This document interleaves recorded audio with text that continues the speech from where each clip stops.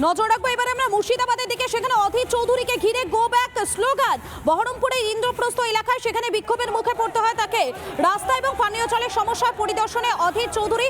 পরিদর্শনের সময় অধীরকে রীতিমতো গো ব্যাক স্লোগান দেওয়া হয়। গো ব্যাক স্লোগান তৃণমূল কর্মীদের। দেখতেই পাচ্ছেন আপনারা, সেই ছবি দেখাচ্ছি আপনাদেরকে।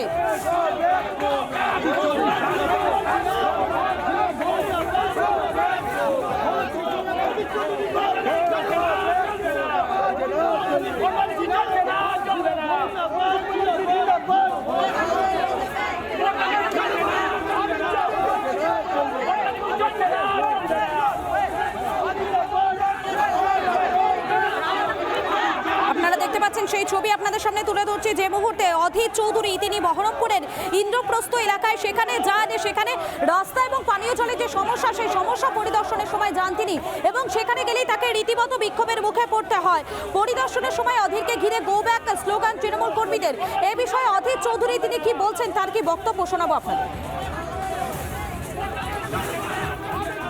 কি হলো, মানুষের জন্য পানীয় আর্সেনিক মুক্ত পানীয় জল দেওয়ার সুযোগ পেয়েছে একটা, সেটা যাতে না বসাতে পারি, তাও বস্তির পাশে যেখানে গন্ধ জল খাচ্ছে, তার জন্য তাদের আন্দোলন বিদ্রোহ দেখলেন। এখানকার প্রশাসন বদমাইশি করে আমাকে বহরমপুর শহরে বিভিন্ন জায়গায় আয়রন মুক্ত আর্সেনিক মুক্ত জলের প্রকল্প বসাতে দিচ্ছে না, অথচ এটা আমি টাটা কোম্পানির কাছ থেকে বিশেষ মডেল হিসাবে নিয়ে এসেছি। আমি এরকম 80টা জায়গায় বসিয়েছি, 80টা জায়গায় বসানো হয়েছে, তারপর থেকে আটকে দেওয়া হয়েছে। যখন দেখেছে তৃণমূলের লোকরা, প্রশাসন যে মানুষ এটাকে প্রশংসিত করছে, তখন বন্ধ করার প্রক্রিয়া। বস্তির লোকে জল দিতে আপত্তি কোথায়, কে জানে। আপনাদের শোনালাম অধীর চৌধুরী তিনি কি বলছেন, তার কি বক্তব্য, এবং এই বিষয় নিয়ে স্থানীয় তৃণমূল নেতৃত্ব তারা কি বলছেন, তাদের কি বক্তব্য শোনাবো আপনাদের। আমাদের কথা খুব সিম্পল, সাধারণ মানুষের কথা।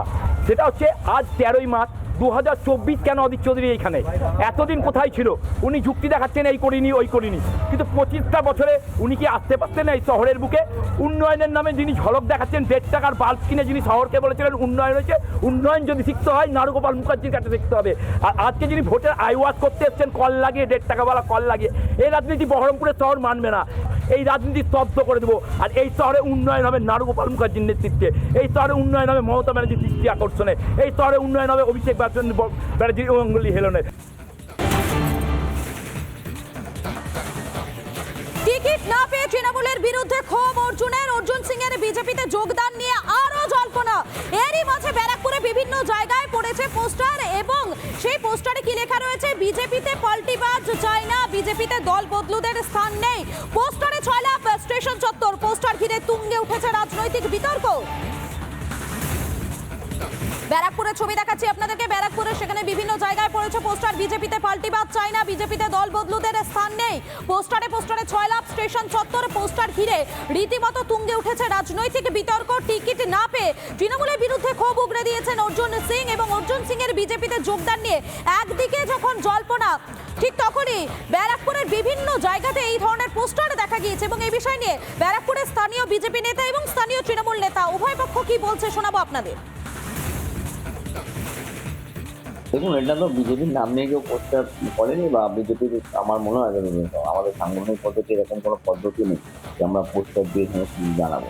আমাদের দলের ভিতরে আলাপ আলোচনা হয়, সমস্ত বিষয় হয়, এবং আমাদের যে প্রার্থী, সেটা আমাদের মুখ্য প্রার্থী সাধারণত আমাদের কেন্দ্রীয় নির্বাচন কমিটি যেটা আছে তারা সে বিষয়ে আমাদের কোনো নেই। এই বিষয়টা কেউ ছেলেখেলা করেছে, ইয়ার্কি মেরেছে, এরকমই বিষয় আছে, বা তৃণমূলে কেউ পোস্টার মেরে থাকতে পারে। এটা ওদেরই কাজ, যারা দল বদল করে তাদেরই দলের লোকেদের কাজ।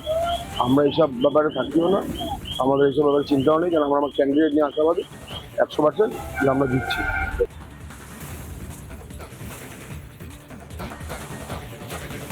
আপনাদের শোনালাম তাদের বক্তব্য, এবং একদিকে যখন আমরা দেখতে পাচ্ছি যে টিকিট না পেয়ে রীতিমতো তৃণমূলের বিরুদ্ধে ক্ষোভ উগড়ে দিচ্ছেন অর্জুন সিং এর বিজেপিতে যোগদানের একটা জল্পনা শুরু হয়েছে।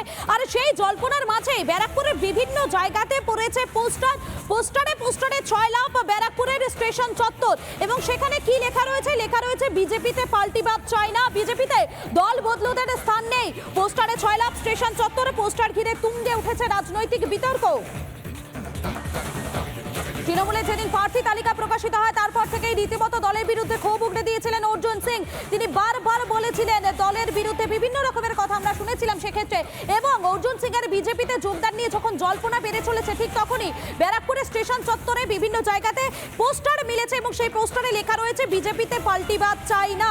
এই পোস্টারে কার্যত ছয়লাভ হয়ে গিয়েছে পুরো ব্যারাকপুর স্টেশন চত্বর। তবে এরই মাঝে প্রশ্ন উঠছে অর্জুন সিং তিনি কি আবারও বিজেপিতে ফিরবেন? কেননা যখন থেকে তৃণমূলের এই প্রার্থী তালিকা ঘোষণা করা হয়েছে, যখন থেকে ব্যারাকপুরে সেখানে তৃণমূলের প্রার্থী হিসেবে অন্য কারোর নাম ঘোষণা করা হয়েছে তারপরেই কিন্তু অর্জুন সিং এর গলাতে ক্ষোভের সুর আমরা দেখতে পেয়েছি।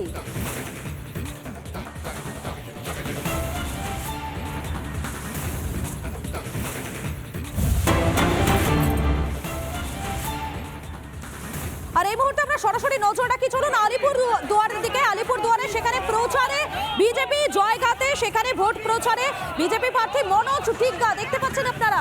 রীতিমতো লোকসভা নির্বাচনের যে লড়াই, সেই লড়াইয়ের ময়দানে কেউ কাউকে 1 ইঞ্চি জমিও ছাড়তে নারাজ। সে কারণে একদিকে যখন গেরুয়া শিবিরের এই তৎপরতা, অপরদিকে আমরা দেখতে পাচ্ছি রাজ্যের শাসক দল তৃণমূল কংগ্রেস তারাও কিন্তু রীতিমতো প্রচারে নেমে গিয়েছেন। তবে আলিপুর দুয়ারের ছবিটা, সেই ছবি দেখাচ্ছে আমার সঙ্গে সরাসরি রয়েছেন আমাদের প্রতিনিধি সুদীপ রয়েছেন। আমি সুদীপের কাছে চলে যাবো। সুদীপ, এই মুহূর্তে যে ছবি দেখা যাচ্ছে আলিপুর দুয়ারে, সেখানে গেরুয়া প্রচারে কার্যত একটা ঝড় উঠেছে। কি বলছেন সেখানকার প্রার্থী মনোজ টিগ্গা, কি বলছেন, তার কি বক্তব্য?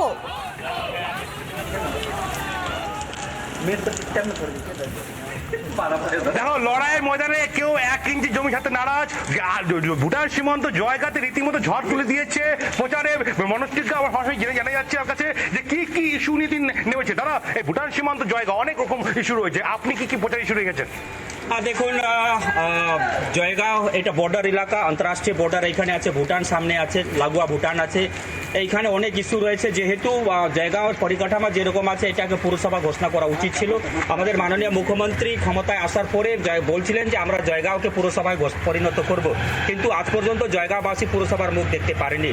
এখানে গ্রাম পঞ্চায়েত আছে, পাশাপাশি জেডি আছে, জয়গাঁও ডেভেলপমেন্ট অথরিটি আছে, কিন্তু যে পরিমাণ জয়গাঁওর উন্নয়ন হওয়ার কথা কিন্তু সেই উন্নয়ন হয় না।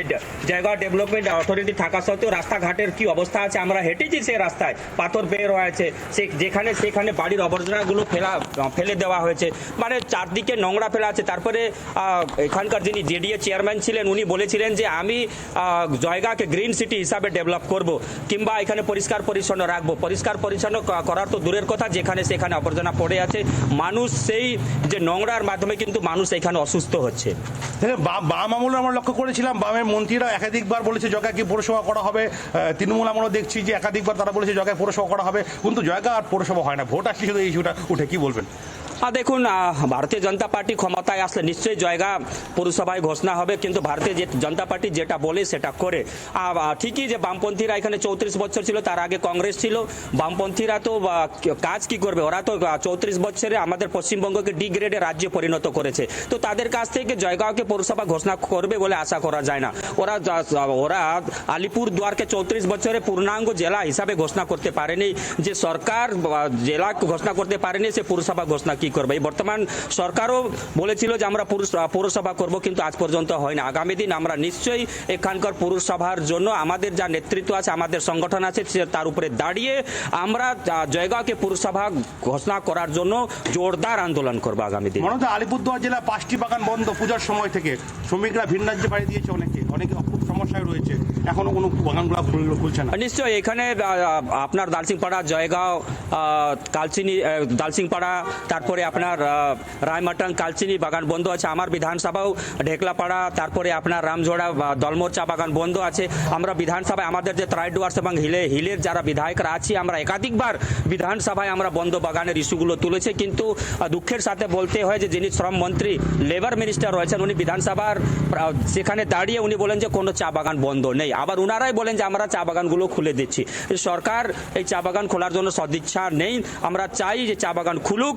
আমরা আমাদের রাজ্য সভাপতি ডক্টর সুকান্ত মজুমদার নেতৃত্বে বিগত 4 জানুয়ারি আমরা জানেন যে ডুয়ার্স কর্নার অভিযান করেছিলাম। সেখানে হাজার হাজার মানুষ সেই মিছিলে পায়ে পা মিলিয়েছিলেন। আমরা একটা ডেপুটেশনও দিয়েছি, কিন্তু আজ পর্যন্ত সেই ডেপুটেশনের আমরা কোনো সদ উত্তর পাইনি। একেবারে বোঝা যাচ্ছে যে আলিপুর দুয়ারে সেখানে ভোটের ময়দানে কার্যত প্রচারে একটা ঝড় তুলছেন এই মুহূর্তে। সেই ছবি আপনাদের সামনে তুলে ধরলাম। ধন্যবাদ সুদীপ তোমাকে। হ্যাঁ